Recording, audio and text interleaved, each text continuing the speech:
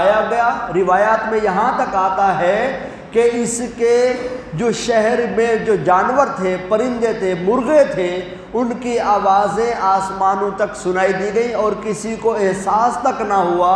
کہ یہ عذاب نازل ہونے والا ہے، اس قدر غافل کر دیا گیا۔ اور پھر اس کو وہاں سے الٹا پھینک دیا گیا اور اس کا الٹ جو تھا وہ پلٹ ہو گیا۔ پھر اس کے ساتھ ساتھ یہ عذاب ان کے لیے اتنا نہ رہا،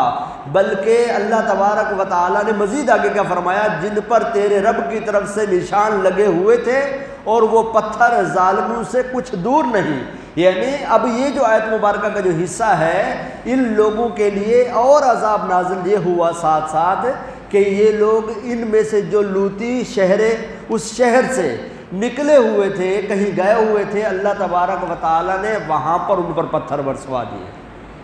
اور وہاں پر ان کو ہلاک کروا دیا۔ اور اللہ